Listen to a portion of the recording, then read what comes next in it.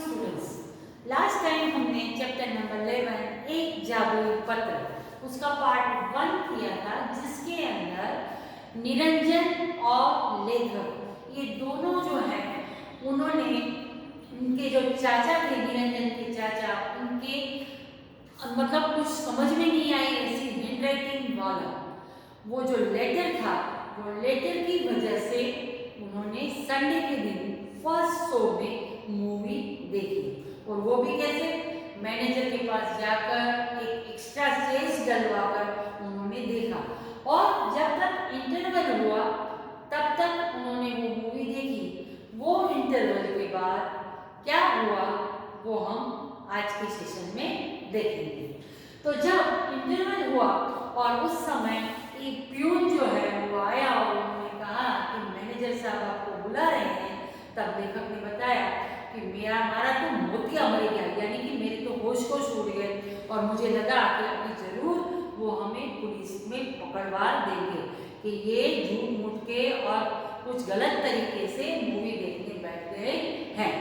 पर निरंजन जो था वो बहुत ही स्मार्ट था, वो कॉन्फिडेंट भी बहुत था, इसलिए उसने कहा तू चिंता मत कर, पहलो पत्र है हमारे पास, तो हमारा हथियार है वो लेटर, जो जिसमें हम कुछ समझ नहीं पाते हैं वही लेटर हमें काम आएगा।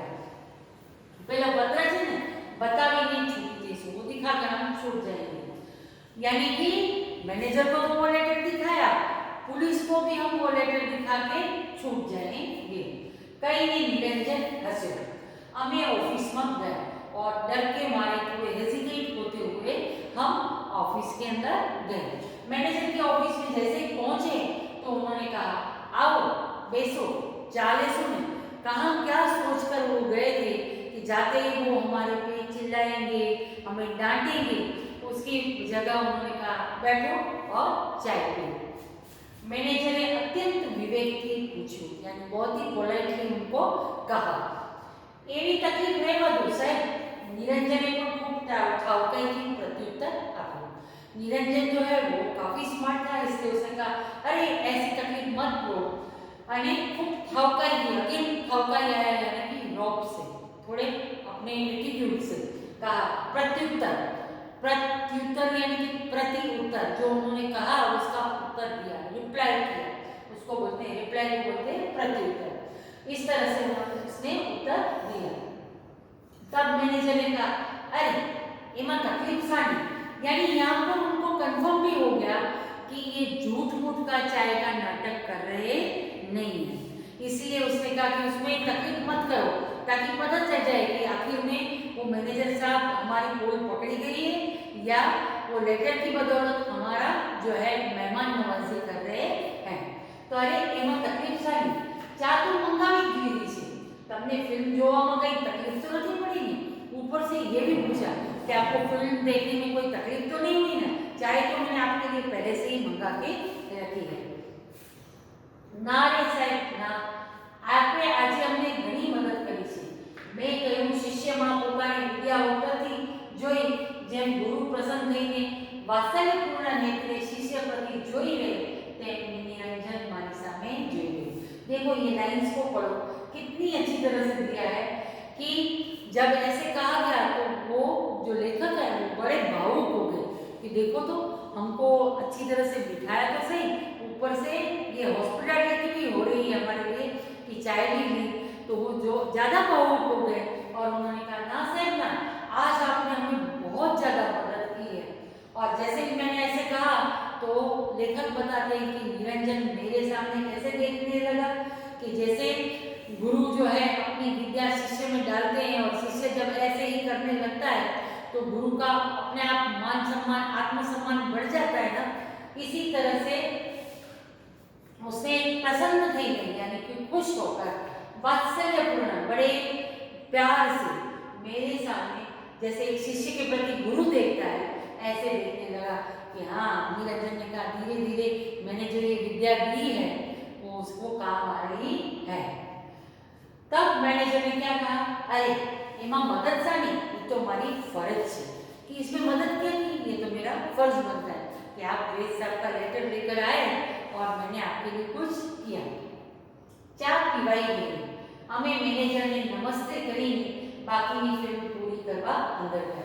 चाय पीने के बाद वापस इंटरवल खत्म हो गया था और फिर से मूवी देखने बैठ गए. આમ તે દિવસે રવિવાર હોવા છતાં અને અગાઉથી ટિકિટ ન લેવી હોવા છતાં અમે ફિલ્મ જોઈ અને એ પણ મફત. નિરંજને કહ્યું, મજા આવી ને? તે તો સારા એકને બદલે બે ફિલ્મ જોઈ, ખરું ને? હવે ક્યારેય આવું કામ હોય તો કહેજે, આ જાદુઈ પત્રથી થઈ જશે. और इस तरह से एट लास्ट उनको ये पता चला कि संडे था, जो वो थिएटर था वो हाउसफुल होते हुए भी, टिकट ना लेते हुए भी, अगाऊ थे यानी प्रीवियसली पहले से टिकट ना लेते हुए भी फिल्म भी देखी और वो भी मुफ्त में. निरंजन ने कहा, मजा आई ना तुम्हें? तुमने तो आज दो फिल्म देखी, एक तो जो थिएटर में लगी हुई थी वो फिल्म, और दूसरा मैनेजर के साथ हमने कैसे ट्रीट किया वो भी एक फिल्म के बराबर ही थी. तो आज तो मुझे मजा आ गई. अगर कभी भी कोई काम हो तो ऊपर से निरंजन ने कहा कि आज जादुई पत्र थी થઈ જશે. मेरे पास ये लेटर वाला हथियार है, उससे कोई भी काम हम आसान कर सकते हैं. अब यही लेटर से दूसरा इंसिडेंट क्या होता है वो हम आगे देखेंगे. एक तो फिल्म वाला देखा, अब ये लेटर और कहाँ काम आया?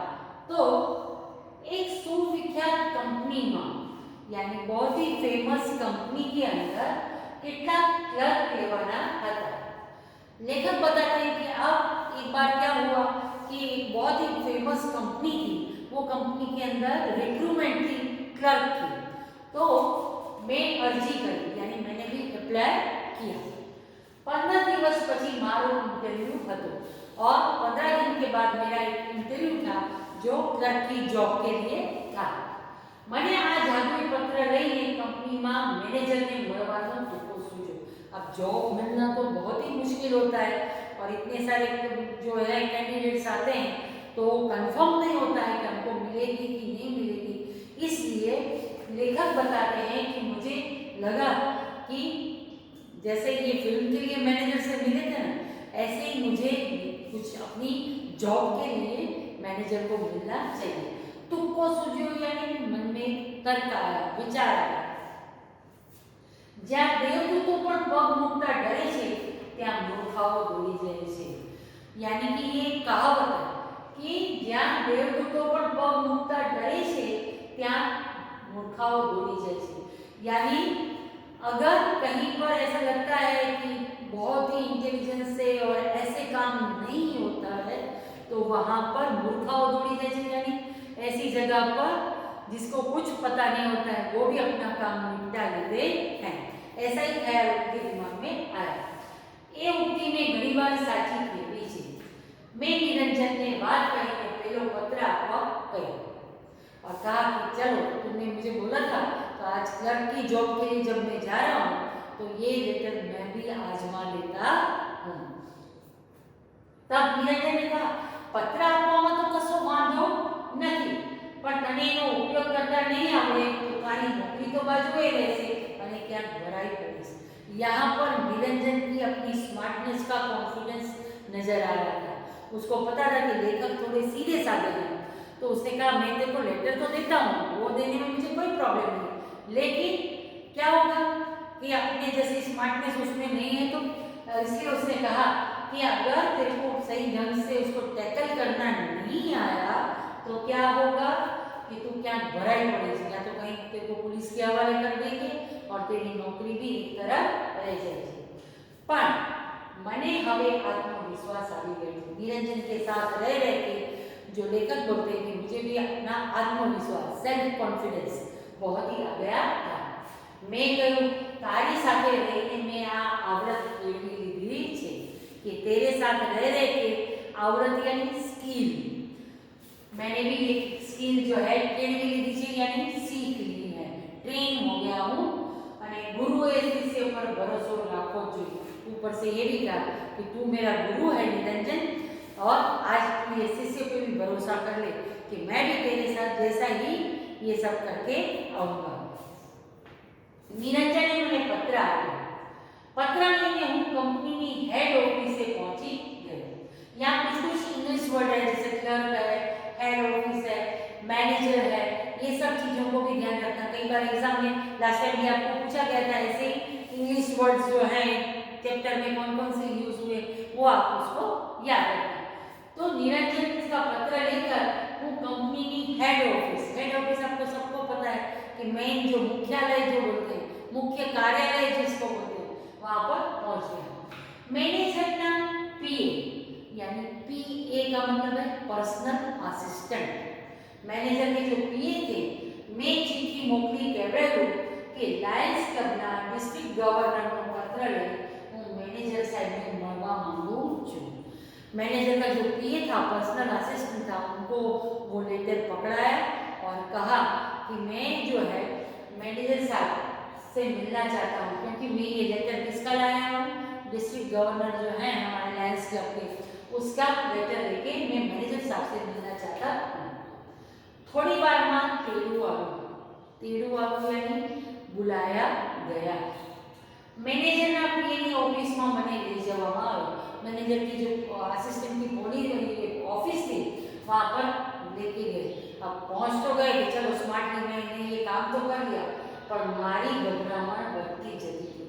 जैसे जैसे पीए के पास और मैनेजर के पास जाने की बारी आई तो लेखक बोलते हैं मैं थोड़ा घबरा गया, क्योंकि उसके पीछे क्या था, झूठ था। इसलिए अगर सच्चा होता तो डरता नहीं, पर उसके पीछे ये झूठ था कि जो अगर लग जाए तो लग जाए, नहीं तो फिर फंस गए।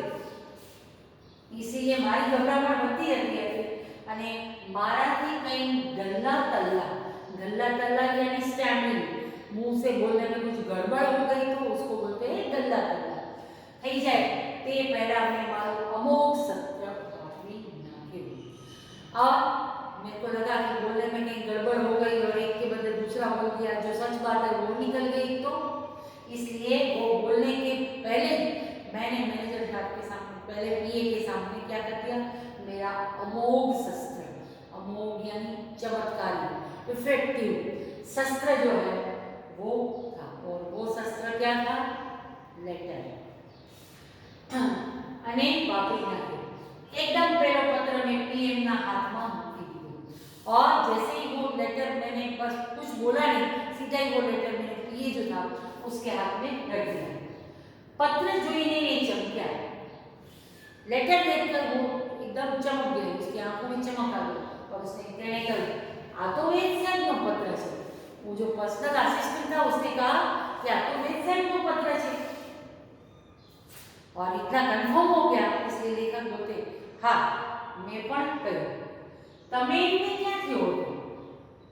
तो उसने कहा कि आप उसको कैसे पहचानते, मारा काका, पहले तो ऐसे ही बोले मेरे चाचा है, फिर बोले नहीं मतलब मेरे मित्र के चाचा है।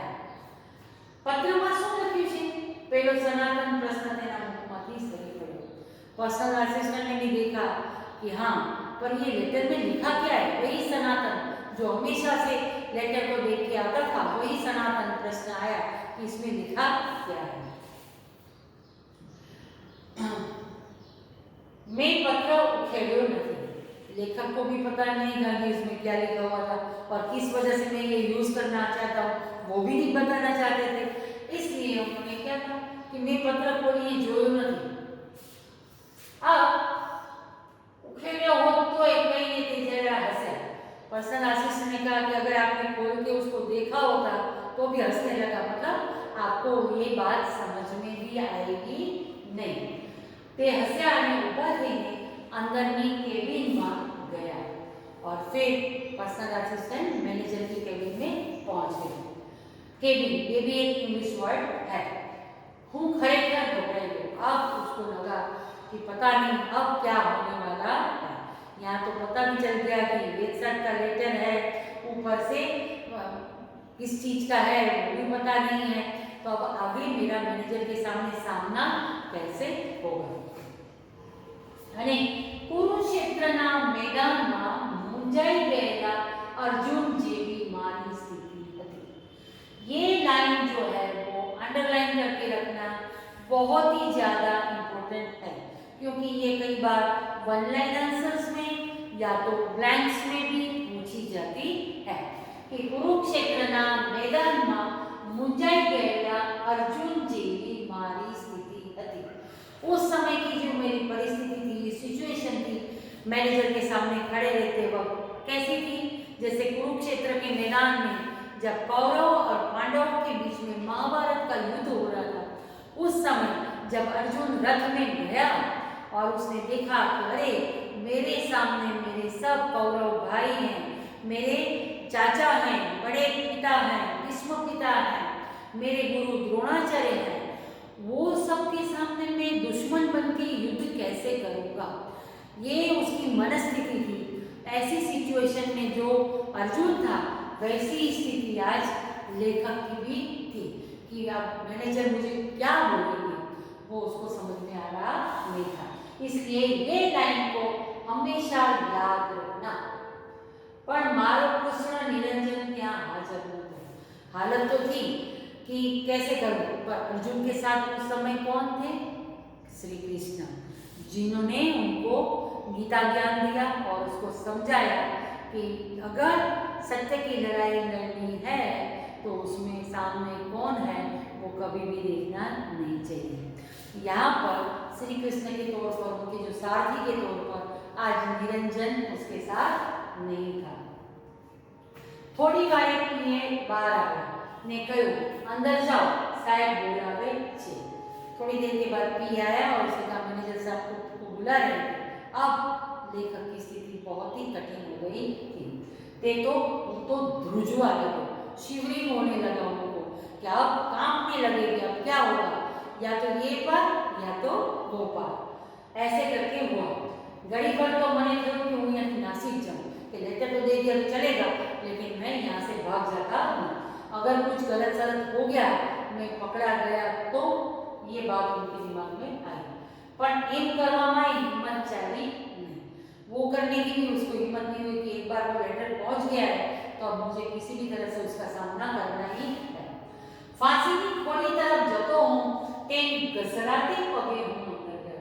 जिस तरह से किसी को फांसी की सजा होती है और वो फांसी के फंदे की तरफ जाते हैं, उस समय कैसी हालत होती है इंसान की, जिसको अभी पता है कि मैं अभी थोड़ी देर में मरने वाला हूँ। ऐसी ही कुछ स्थिति इसमें लेखक की हुई थी। घसराते पगे यानी पैर उसके आगे बढ़ते ही रहते, जैसे उसको जबरदस्ती खींच खींच कर जा रहे हो, ऐसे लग रहा था। अंदर साहेब बैठा था। હું અંદર ગયો ત્યારે પત્ર ઉકેલવામાં મશગુલ હતા। जब मैं जाके वहाँ उनकी केबिन में पहुँचा तो मैंने देखा कि जो मैनेजर साहब हैं वो लेटर को पढ़ने की कोशिश कर रहे थे। હું અંદર ગયો ત્યારે એમાં મશગુલ હતા यानी लीन थे। मशगूल का मतलब होता है उसमें तल्लीन हो जाना, लीन हो जाना। હું જઈને ઊભો રહ્યો એટલે કહે બેસો। હું बैठो એટલે એમણે પૂછ્યું તમે વેબસાઇટ ને કેવી રીતે ઓળખો? उन्होंने कहा कि आप वेबसाइट को कैसे पहचानते हो? मारा मित्र निरंजन वेदना एक काका है कि मेरा मित्र जो निरंजन वेद है उसके वो चाचा लगते हैं। अब वो देखकर मुझे लगा, लेखक बताते हैं कि जैसे कुछ इफेक्ट काम कर रही है। મને લાગ્યું કે પત્રની અસર થઈ છે। એ નિરંજન તમારો મિત્ર છે? मैनेजर ने कहा कि निरंजन आपका मित्र है क्या? સારું, આ પત્ર તો મારો જ છે અને મારા જ અક્ષર છે। સ્વાગત બોલતા હોય એમ કહ્યું। अच्छा, ये लेटर तो मेरा ही है और मेरा ही लिखा हुआ है। एंड स्वागत यानी अपने आप से बोलते हुए नजर आया। पर શું લખ્યું છે તેનો અત્યારે ખ્યાલ આવતો નથી। તમે કહો છો કે આ પત્ર મારા પર લખાયેલો છે પણ એનો મેળ બેસતો નથી। मैं मारी જ ઉપર કદી પત્ર લખ્યો હોય એવું મને યાદ આવતું નથી। अब निरंजन ने वो लेटर दिया था, लेखक जो है वो लेके भी गए। उन्होंने मैनेजर साहब ने पढ़ने की भी कोशिश की और फिर उन्होंने कहा कि निरंजन आपका मित्र होता है, ये बात सही है, लेकिन ये लेटर मैं पढ़ने की कोशिश कर रहा हूँ पर मुझे समझ में नहीं आ रहा है, क्योंकि जो मैनेजर थे वही खुद वेद साहब थे। इसलिए उन्होंने कहा कि मैंने अपने ही रेफरेंस के लिए लेटर लिखा हो, ऐसा मुझे कभी भी याद आता नहीं कि मैं अपने ही रेफरेंस के लिए किसी को लेटर लिखूं कि भाई आप इसको नौकरी देना। मैं अपने आप के लिए लिखूंगा बना, ऐसा मुझे कभी भी याद आता नहीं। અને જ્યારે લેખકે આ સાંભળ્યું कि लेटर लेके ये जादुई लेटर को लेके गया तो सही, पर किसके पास पहुंचा? जिनका लिखा हुआ वो लेटर था वही के पास पहुंच गया। मतलब ट्रेजेडी तो अब शुरू हुई है। ये कॉमेडी में से ट्रेजेडी में टर्न हो गया लेखक के लिए, क्योंकि वो लेटर, उनका ही लिखा हुआ लेटर उनके पास रेफरेंस के तौर पर पहुंचा। पर आ रीते जेवी रीते आ सामने મને તો ગળતી ફરતી લાગી, लेखक को चक्कर आने लगे कि अरे ये तो खतरनाक गड़बड़ हो गई कि जिसका लेटर एज ए रेफरेंस में लेके गया था वो लेटर उन्हीं का लिखा हुआ है। साइडना टेबल पर पड़ेला पाटिया पर मारी नजर पड़ी तो लख्યું હતું MG વેદ, और सामने उनके जो नेम प्लेट लगी हुई थी उस पे नजर गई तो देखा तो वहाँ पर लिखा था MG વેદ। મને खुद વેદ સાહેબ પાસે જ ખેંચી લાગ્યું હતું, જાણે મારું નસીબ, મને મારા નસીબના લીધે જ હું વેદ સાહેબ પાસે પહોંચી ગયો હતો। मैं निरंजन ने बात करी हो तो यार घोटाला न था। अगर मैंने बता दिया होता कि मैं ये कंपनी में इंटरव्यू देने जा रहा हूँ तो निरंजन को तो पता होता कि उनके चाचा का कौन सी कंपनी में है मैनेजर, तो भी शायद ये गड़बड़ होती नहीं, घोटाला था तो नहीं। पर मैंने वो खाली ये कंपनी में जाना है ऐसे करके बताया और ये गड़बड़ हुई। जो कि वेद सर अपने ही लेटर को पढ़ने की कोशिश कर रहे थे, इन्हें જ ઉકેલવાની यानी कि सॉल्व करने की कोशिश કરી રહ્યા હતા। એ મેં ફરી બોલ્યા, मैं निरंजन ने ना कोई बायोवत નથી આપો, પત્ર લખી નથી આપ્યો, वो याद करने रिकॉल करने की कोशिश कर रहे थे कि मैंने कभी किसी निरंजन के फ्रेंड के लिए कोई ऐसा लेटर तो लिखा नहीं, फिर ये लेटर आया कहाँ से?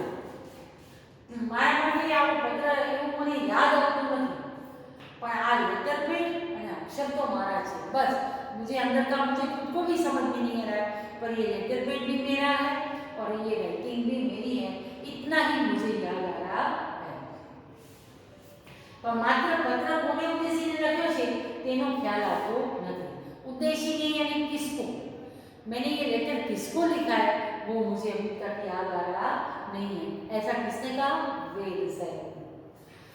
ये जो ख्याल आवे तो कहीं समझाई जाए, अगर कुछ समझ में आ जाए तो ठीक है, पर ऑलराइट, यहाँ पर अगेन इंग्लिश वर्ड है ऑलराइट, यानी कि सब सही है। तुम्हारे काम શું છે? आपको काम क्या है? साहब मैं क्लर्क की नौकरी માટે અરજી કરી છે कि मैंने यहाँ पर क्लर्क की नौकरी के लिए एप्लीकेशन की है। ओहो एम बात છે, અઠવાડિયા પછી તપાસ કરજો। अच्छा इसके लिए आप आए हैं, ओके ओके, अब आप एक वीक के बाद फिर से यहाँ पर आइएगा। और लेखक बताते हैं कि after 1 week he get the job और now he is in the Ved साहेब's office। અને આજે હું વેદ સાહેબની ઓફિસમાં ગયા છું और इस तरह से कुछ समझ में ही नहीं आया, वो इसी तरह से वेद साहब ने उसको आफ्टर 1 week उसको जॉब दे दी और आज वेद साहब की ऑफिस में लेखक जो है वो क्लर्क की नौकरी के लिए है। अलबत्त पेलो जादुई पत्र वेद साहब पासे जई गयो, एनो अफसोस मने અને નિરંજનને દિવસો સુધી રહ્યા કર્યો હતો। अब एक बार वेद साहब का लेटर खुद के पास ही आ गया तो उन्होंने वो वापस दिया नहीं। ये बात का जो गम है, अफसोस है, वो निरंजन और लेखक दोनों को रहा, क्योंकि अगली बार कुछ भी वैसा तुक्का लड़ाना होगा तो ये लेटर काम आएगा नहीं, क्योंकि अभी उनके पास वो लेटर नहीं है। तो फाइनली ये जादुई पत्र है ना, कि किस तरह से ये जादुई पत्र हैंडराइटिंग जो समझ में नहीं आई उसने कुछ काम ऐसे करके दिए जो लिटरली इमेजिनरी थे। तो यहाँ पर ये जादुई पत्र ने किस तरह से सबका भला कर दिया ऐसे। तो कई बार हैंडराइटिंग तो अच्छी ही करनी चाहिए, लेकिन कई बार ऐसी गंदी हैंडराइटिंग भी कुछ जादू कर जाती है। पर हमें ऐसे जादू नहीं कर रहे हैं, हमें हमेशा नीट एंड टाइडी हैंडराइटिंग करनी है, क्योंकि राइटिंग जो है वो हमारी पर्सनालिटी का मिरर है।